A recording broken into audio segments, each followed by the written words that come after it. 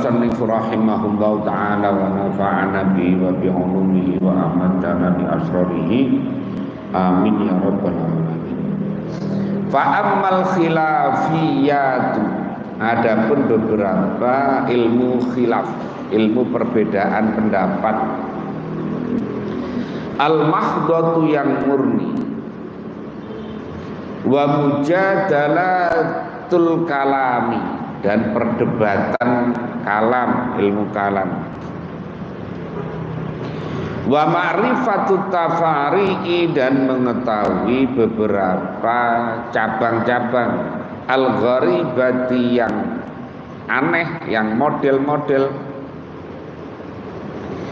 Itu fala yazidu, maka tidak menambah apa atajarrudu, menyendirikan, artinya fokus laha kepada al-khilafiyatu ila akhirih tadi, ma'al i'radi, beserta berpaling an ghariha, dari selainnya khilafiyat.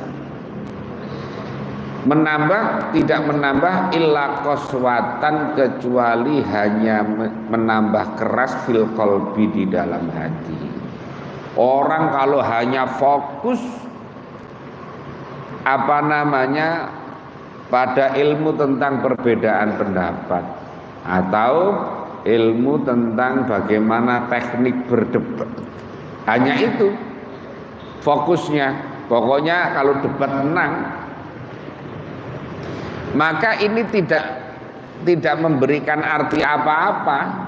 Kalau hanya fokus pada situ, maka akan menjadikan hati kita ini, menurut Imam Ghazali, itu hati kita menjadi keras, wa ghaflatan, dan menjadi lalai anillahi ta'ala, dari Allah Ta'ala. Karena apa? Ya karena hanya untuk mencari kemenangan, bukan mencari kebenaran. Pokoknya ilmu pokoknya.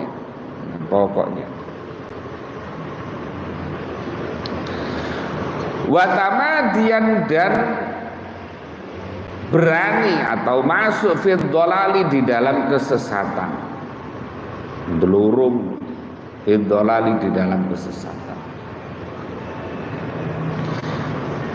Juga alasannya watolaban, dan karena mencari lil jahi, pada pangkat.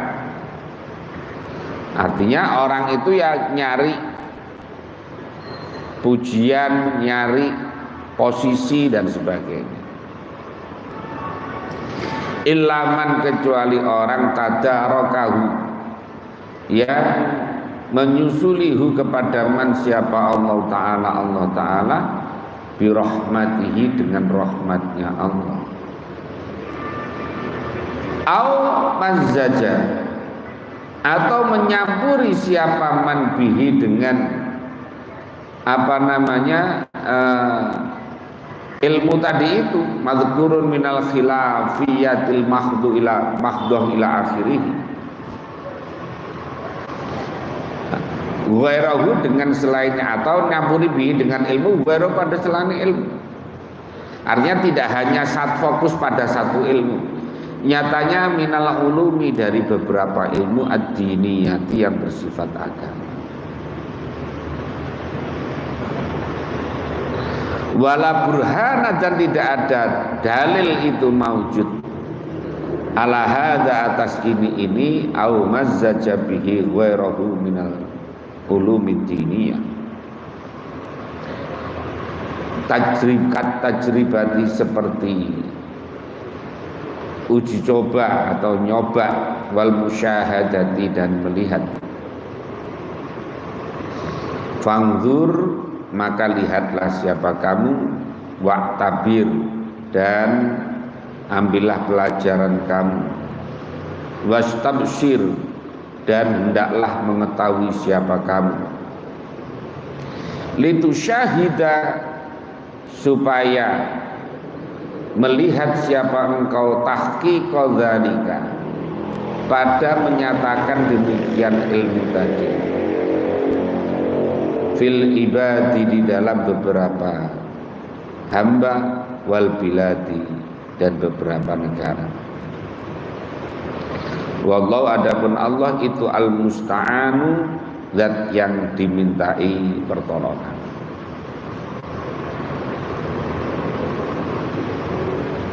Jadi tidak boleh hanya ya tadi sekedar orang hanya fokus untuk ilmu tentang perbedaan pendapat, ilmu tentang berdebat. Ini biasa yang suka bahsul masail, yang suka jadi nyari ibarat musabakoh, jadi musabakoh li thalabil ibarat. Jadi kayak perlombaan untuk mencari ibarat.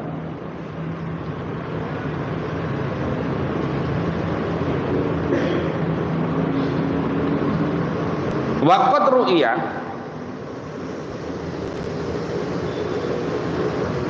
nah, kemarin kapan hari itu, sebulan yang lalu Basul Masail di Pesantren Al-Hidayah. Saya termasuk salah satu.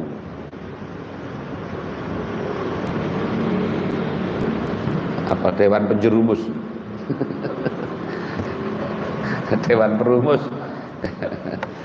Tapi saya melihat perdebatan sekarang itu udah enggak kayak dulu. Saya dulu pernah aktif di Basul Masail waktu di pondok itu, sampai setelah Lampir Boyong itu sering diajak almarhum Gus Isom.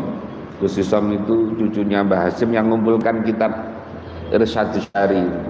Dulu saya sering diajak kemana-mana oleh Gus Isom. Itu Basul Masail. Tapi tidak seperti sekarang. Kalau sekarang itu kayak apa, karena saya udah tua sekarang ya, jadi rasanya itu kayak saling menjatuhkan sekarang ini modelnya itu, debatnya itu. Kemudian mengecilkan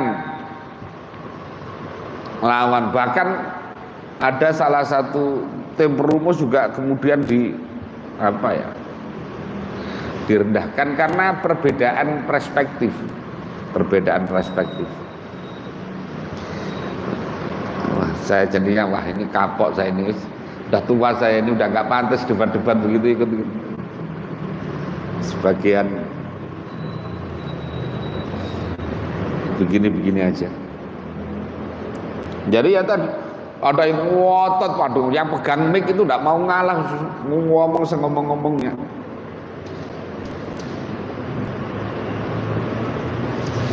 Waqat ru'iyah, dan sungguh dimimpikan. Siapa? Sufyan Ats-Tsauri. Sufyan Ats-Tsauri ketika sudah wafat dimimpikan dia oleh temannya rahimahullah. Ketika dimimpi itu dia, Sufyan Ats-Tsauri, khazinan, dengan keadaan orang yang melas, susah. Fakilah, padahal ini adalah seorang mujtahid mutlak ini. Sufyan Ats-Tsauri itu adalah generasi tabi'in, ya, generasi tabi'in. Beliau mujtahid mutlak, hanya saja karena tidak banyak punya murid yang mampu untuk menulis atau mengabadikan pendapat-pendapat dari Sufyan Ats-Tsauri ini, makanya kemudian nggak sampai kepada kita, ya, nggak sampai kepada kita. Seandainya beliau hidup di masa seperti sekarang yang banyak buku, ya mungkin kira-kira nyampe kepada kita. Waktu itu kan ya percetakan belum ada, kemudian jadi Imam Syafi'i itu karena ada punya murid namanya Imam Muzani. Imam Muzani itu yang menulis apa yang disampaikan oleh Imam Syafi'i. Jadi Imam Syafi'i ngaji itu ditulis semuanya dan jadi kitab. Ya, kitab itu yang nulis Imam Muzani, yang disampaikan oleh Imam Syafi'i.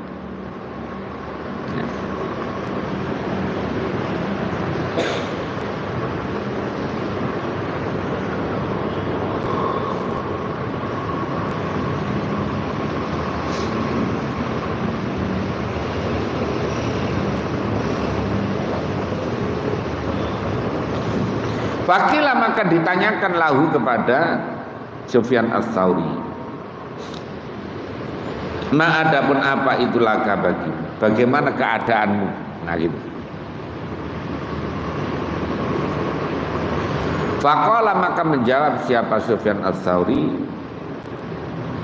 sirna jadi siapa kita itu muttajaron, menjadi tempat berdagang, li abna'id dunya, bagi anak-anak dunia. Artinya hanya pada orang-orang yang mencari ilmu untuk dunia.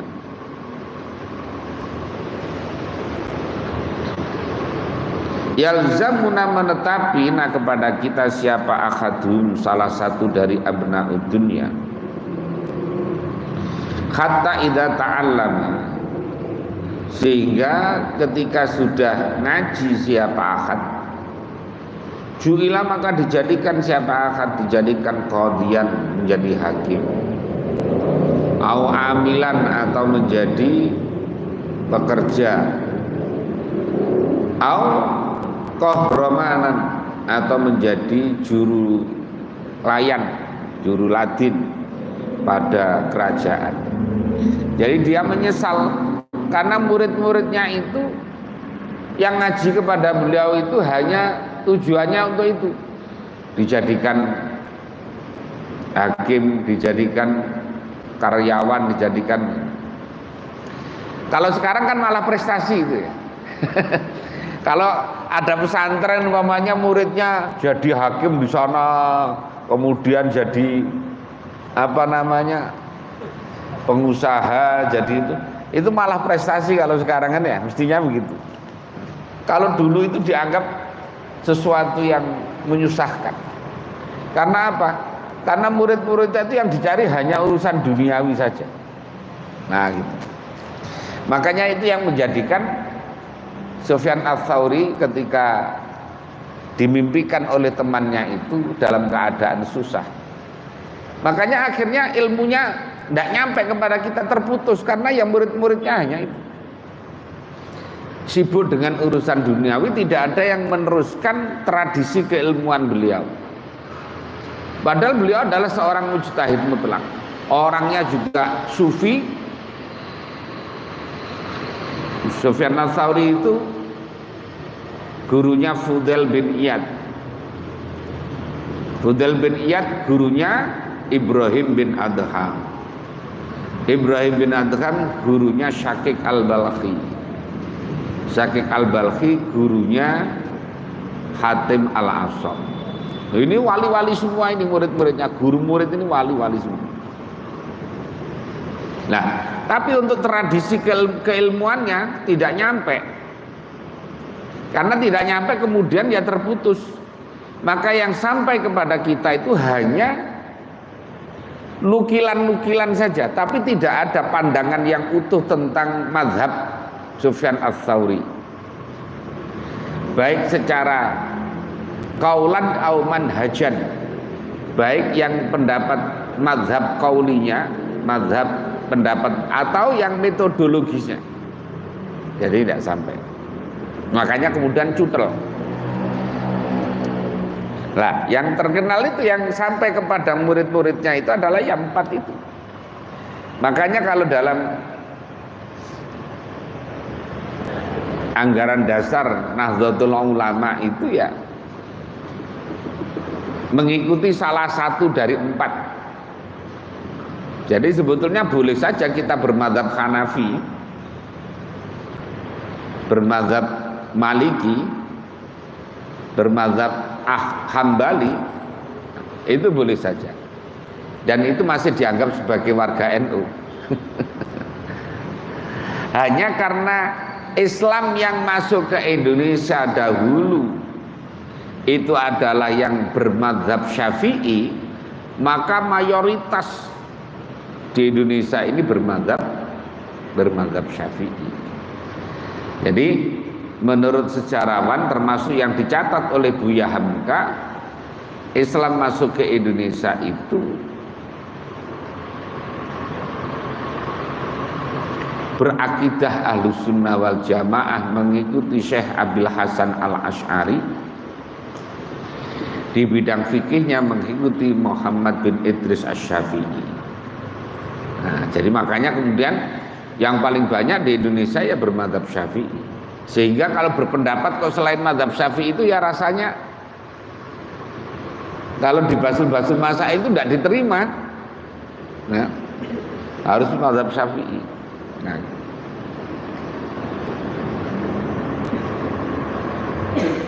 Dan al-wadhifatur rabi'atu, tugas yang keempat. Baya adapun al-wadhifatur rafi'ah itu min daqaiqi sina'atihi.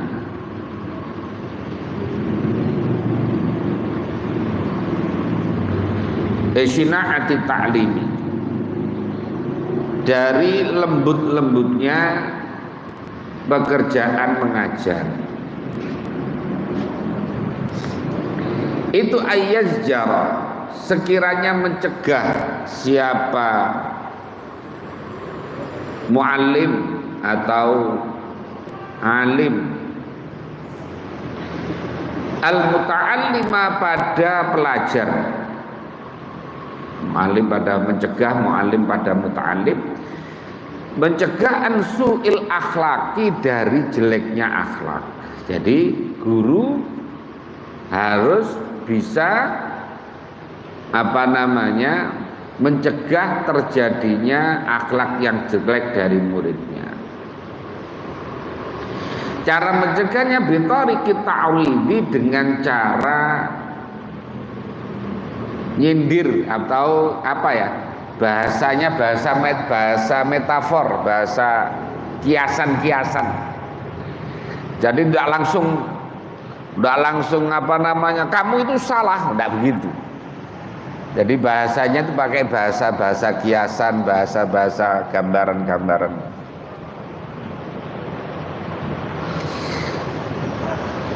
Saya dulu sering sowan kepada, ada namanya Kiai Nur Nasroh, itu di Bojonegoro, di daerah pondoknya namanya pondok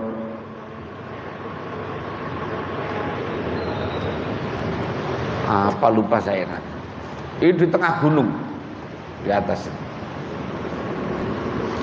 Jadi saya sering sowan. Itu kalau bicara itu ya mesti cerita tentang, jadi dari cerita itu sebenarnya menasehati. Jadi bahasanya itu bahasa kiasan-kiasan terus. Enggak begini langsung ketika itu.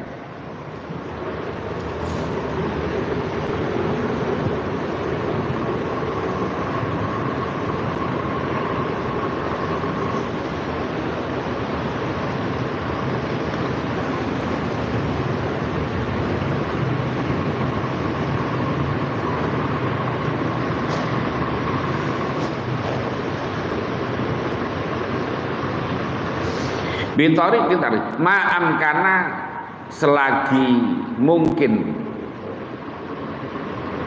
siapa muallim tadi, wala yusarrihu, dan tidak menjelaskan, wala yusarriha, dan sekiranya tidak memperjelas siapa muallim, wa bitori kirrahmati, dan dengan cara yang kasih sayang. Jadi guru itu melihat murid itu seperti anaknya sendiri. Makanya cara mengingatkan juga yang pelan-pelan, lembut, kemudian yang tidak kasar.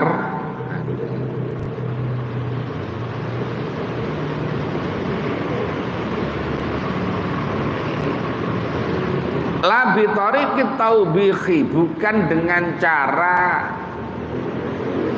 membuka aib. Taubih itu sebetulnya. Jadi meleh nih, apa bahasa Jawanya itu meleh nih. Maunya gini, ada orang udah dibilangin ketika datang dengan kamu jangan suka tidur malam pamannya. atau apalah, apa yang kira-kira jelek. Nanti khawatirnya begini, khawatirnya nanti di sekolah ngantuk. Lah tiba-tiba ketika gurunya ngajar dia lagi tidur. Terus kemudian, lah betul kan? Kamu itu, nah itu namanya meleh nih, taubih. Saya nyari bahasa Indonesianya agak kesulitan. Yang ngelek nih, menjelekkan. Fa inna tasriha, maka sesungguhnya menjelaskan itu yuhaddiku, bisa merusak apa tasrih hijabal hayati, pada tutupnya keadaan diri. Jadi kalau jelas-jelasan atau keras itu bisa orang itu ndak malah selesai, ya, ndak malah selesai. Sama dengan kalau orang itu cara mengingatkan dengan kasar. Ada orang jualan minuman keras, kemudian langsung digeruduk orang banyak. Kira-kira tobat nggak orangnya? Malah kesel, nanti ya paling pindah saja, pindah tempat jualan lagi. Apalagi geruduknya sambil takbir, Allahu Akbar.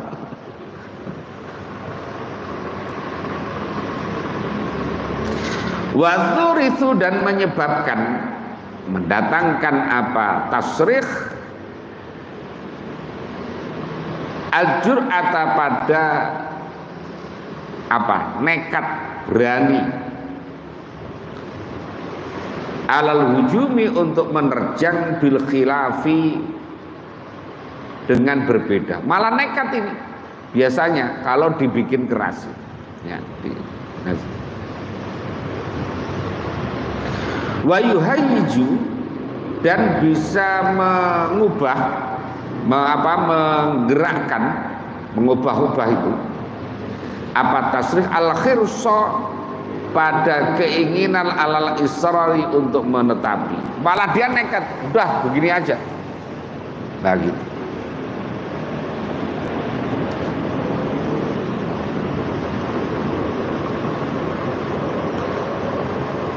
Maka kalau kita lihat cara-cara orang dahulu itu, ulama-ulama dahulu, cara mendekati santri itu ya dengan pendekatan-pendekatan yang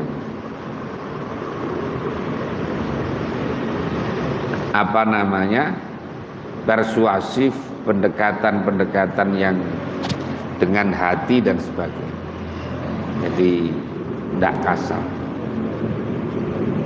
Wadah santri disadui, ya akhirnya lebu penjara.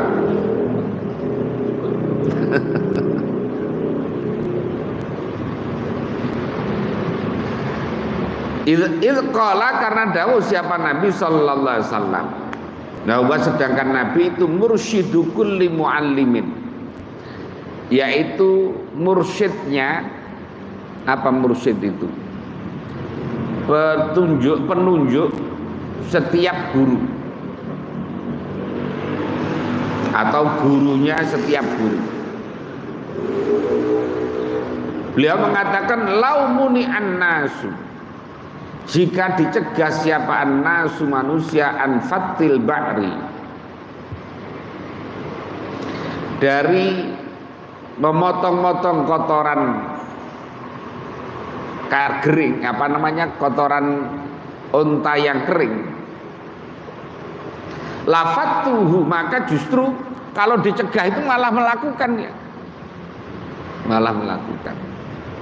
Orang itu kan potensi begitu, kalau dicegah malah melakukan. Coba biasanya di jalan kan ada toko itu ada tulisan jangan menoleh ke kiri, lo malah noleh orang itu. Jangan menoleh ke kiri, malah noleh.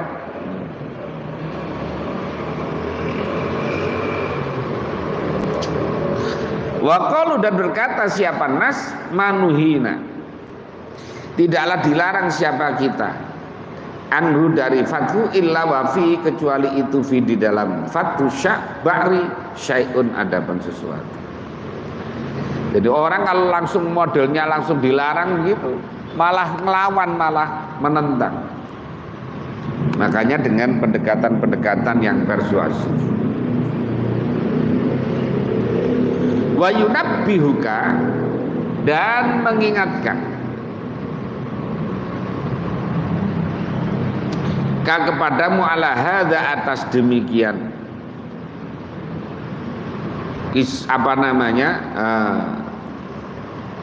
tasrikh tadi itu.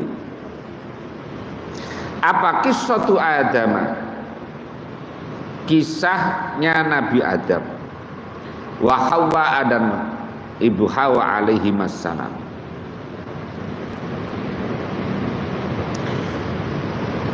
Wama, dan perkara nuhia, yang dilarang siapa Adam dan Hawa anhu dari ma.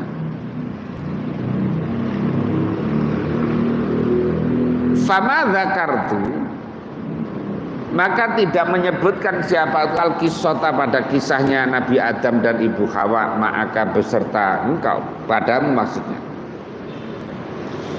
Litakuna, supaya ada siapa engkau itu samiron, menceritakan, jadi bukan untuk sekedar diceritakan. Bal litatanabbaha, kecuali supaya bisa mengambil peringatan siapa kamu, biha, dengan kisah, ala sabilil ibrati, atas cara mengambil pelajaran.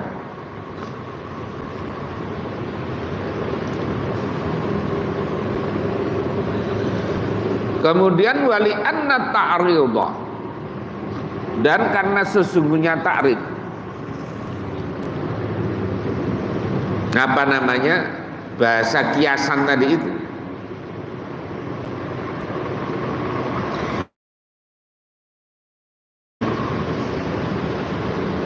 menyondongkan apa ta'rid an-nufusa, pada beberapa jiwa al-fadilata, yang utama, wal adhana, dan pada beberapa hati adzakiyata, yang cerdas, ilastimbati ma'anihi, pada menyimpulkan makna-maknanya ta'rid. Orang itu kalau dipakai bahasa kiasan saja, kalau orang itu memang mikir, itu ngerti kalau dia sedang dinasihati. Tidak perlu bahasa terang-terangan, kamu itu di pondok jangan banyak tidur.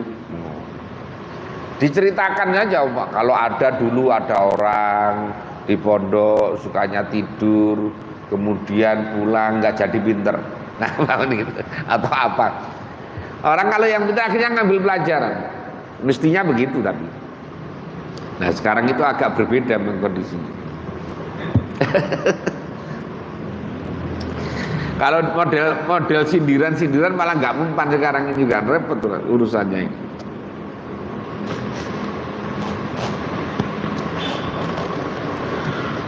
Fayufidu, maka memberikan faedah apa tasrih, farokhatana fatafannuti, pada kegembiraan,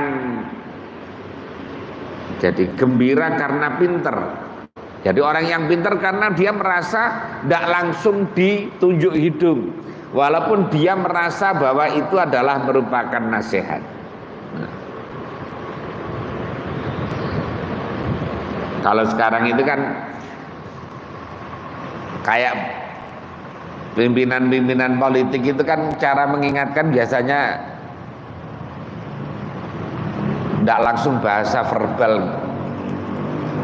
Umpamanya ada mantan presiden kritik, langsung saja didatangi Hambalang. Nah kayak gitu itu kan bahasa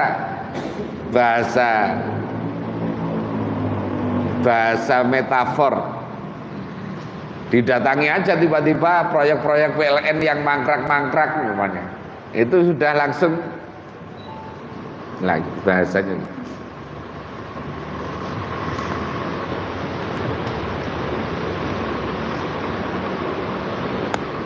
Lima tahu pada maknanya tadi, ruhbatan, karena cinta fil ilmi, di dalam mengetahui bihi, dengan ta'rid, tasrih tadi itu. Ta'rid tadi, ta'rid. liya'lama supaya mengetahui, liya'lama supaya mengetahui siapa muta'allim annadzalika pada sedungan ta'rif itu mimma termasuk sebagian dari perkara layak zudu yang tidak samar apama an fitnatihi dari cerdasnya muta'allim. Jadi untuk bisa memahami itu menunjukkan bahwa dia ini orang yang ngerti, orang yang cerdas. Kalau dengan bahasa-bahasa kiasan, bahasa-bahasa metafor dia bisa paham bahwa itu adalah sedang dinasihati, maka ini anak ini benar-benar pintar.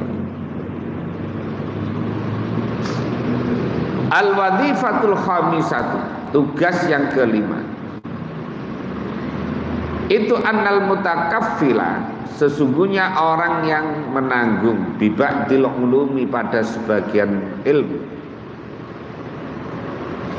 itu yang bagi seyogjanya apa Allah yukabbiha, sekiranya tidak menganggap jelek siapa mutakafil fi nafsil muta'allimi, di dalam dirinya orang yang belajar al-uluma pada beberapa ilmu allati wara'ahu, yang ada pada belakangnya mutakafil atau mutakafil. Jaraknya gini, orang yang faknya umpamanya orang faknya fikih, ya jangan menganggap remeh kepada ilmu yang lain, ilmu nahwu, apa ilmu shorof, apa ilmu balaghah, apa ilmu yang lain. Demikian halnya orang yang faknya ilmu bahasa tidak boleh kemudian menganggap remeh pada ilmu-ilmu yang lain. Karena apa? Ya karena pada dasarnya semua ilmu itu ya saling melengkapi. Orang nggak bisa hidup sendiri dengan ilmu fikih. Orang tidak bisa hidup sendiri dengan ilmu kalam. Orang tidak bisa hidup sendiri dengan ilmu akhlak saja. Semuanya itu menjadi saling melengkapi. Saling melengkapi. Makanya kalau ada orang makan, itu kan orang akan ingat, oh ini adalah hasil kerjanya orang yang petani yang bagian membajak sawah. Ini juga keterlibatan orang yang menanam. Ini keterlibatan orang yang memupuk. Ini keterlibatan orang yang kemudian memanen. Ini keterlibatannya adalah orang yang kemudian nyelep itu menjadi beras. Kemudian bagian yang masak, kemudian macam-macam. Ini keterlibatan banyak orang.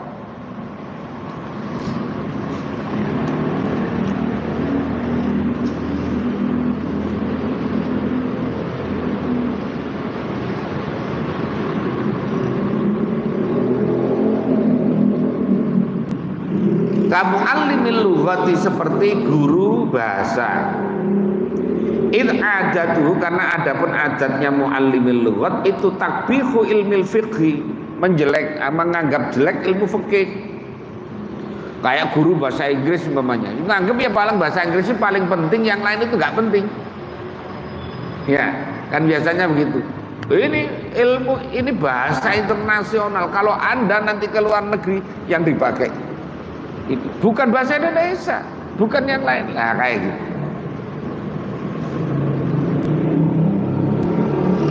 Bisa bahasa Inggris ternyata tidak pernah ke luar negeri karena tidak punya duit.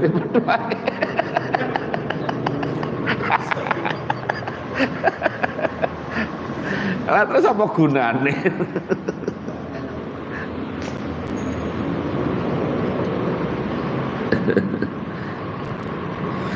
Wa muallimul fiqhi, dan adapun orang yang mengajar fikih itu adapun adatnya muallimul fiqhi takbihu ilmil hadis wa tafsir, menganggap jelek ilmu hadis, ilmu tafsir. menganggapnya wa anna dzalika ada pendemikian ilmu hadis dan ilmu tafsir itu naklun mahdud wasimaun. Jadi ilmu yang hanya mindah saja, bukan mikir. Ilmu hadis, ilmu tafsir dianggapnya ilmu mendengar, ilmu kemudian menyampaikan. Nah, naklun mahdun wasimaun itu sya'nul ajaizi. Itu kayak keadaannya orang yang sudah tua itu. Udah tua nini nenek-nenek. Ini lagi. Dianggapnya kayak begitu. Wala nadhra, dan tidak ada angan-angan itu maujud lil akli bagi akal. Itu kalau menurut ilmu fikih kepada orang yang punya ilmu hadis maupun ilmu tafsir. Wa muallimul kalami, adapun orang yang mengajarkan ilmu kalam itu yunafiru,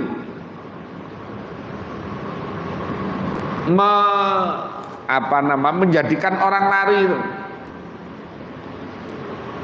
Jadi melarikan siapa muallimul kalam anil fikih, dari fikih, yang menganggap fikih gak penting.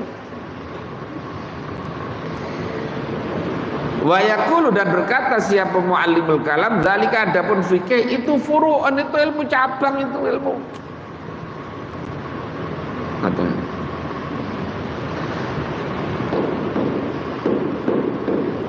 Wa adapun fikih itu kalamun, hanya berbicara fi khaidin niswati, masalah haidnya perempuan. Fa aina dzalika minal kalam, fa aina dzalika, maka itu di mana ada dzalika demikian fikih minal kalam, daripada berbicara kalau dibandingkan dengan berbicara fi sifatir rahmani, di dalam sifatnya zat yang maha kasih sayang. Wah, kan ya gitu. Masing-masing ilmu itu mesti akan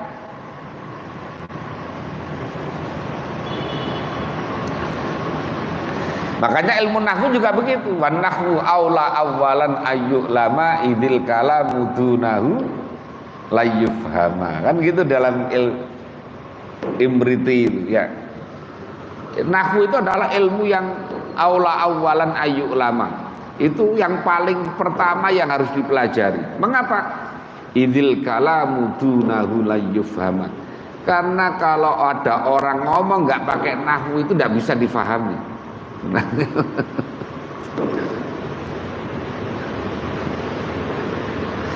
Ilmu fikih juga begitu. Tafaqqah fa innal fiqha afdalu qaidin. Jadi masing-masing itu mesti akan mengunggulkan. Kayak ispodo lah. Mengapa terjadi berantem kayak di Unhas mana itu, Hasanuddin itu, antara fakultas kedokteran berantem dengan fakultasnya, karena menganggap bahwa fakultasnya dia itu yang paling superior, yang lain itu adalah pelengkap penderita lah, kira-kira gitu ya. Orang tersinggung.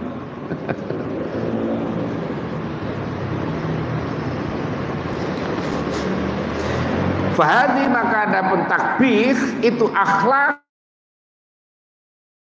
sikap meremehkan, sikap menjelekkan, sikap menganggap kecil yang lain, ilmu-ilmu yang lain, itu adalah akhlak yang tercela. Lil muallimina, bagi para guru.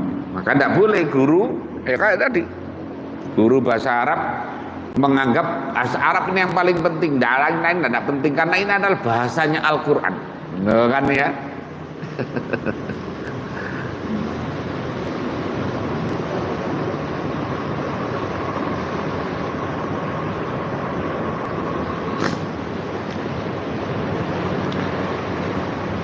Yang bagi yang seyogyanya apa ya sayujutanabah, sekiranya dijauhi apa akhlakun matlumah tadi. Balil mutakaffilu, bahkan adapun mutakallim itu bi'ilmin wahidin, orang yang menanggung bi'ilmin wahidin, dengan ilmu yang satu. Orang kalau hanya baru menguasai satu ilmu, yang bagi apa ayyuwasi'ah, hendaklah memperluas siapa mutakafil alal muta'allimi, atas orang yang belajar tariqat ta'allumi, pada caranya belajar fi ghairihi, bagaimana orang yang menguasai satu ilmu itu dirangsang supaya dia menguasai yang lain. Setelah dia umpamanya ngaji Quran, nanti setelah ngaji Quran harus meningkat ngajinya ini, ngajinya ini.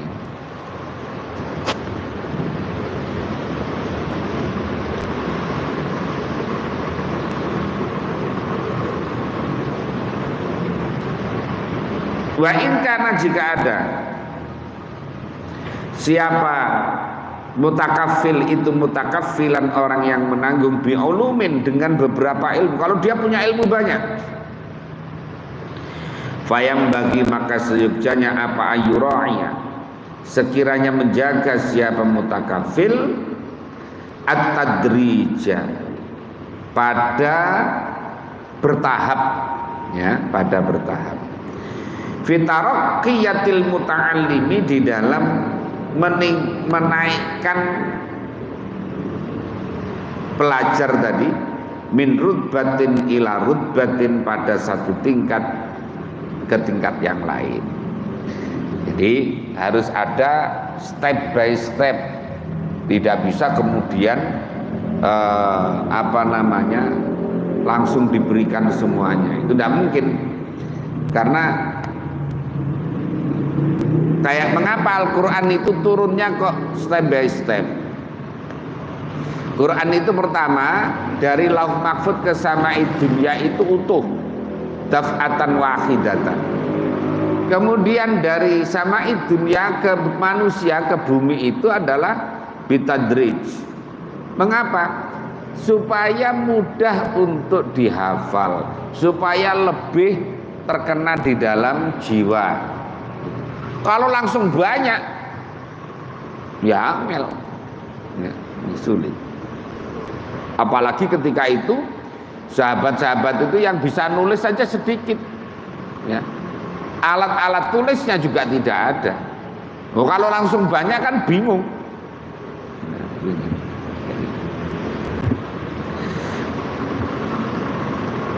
Pun alam.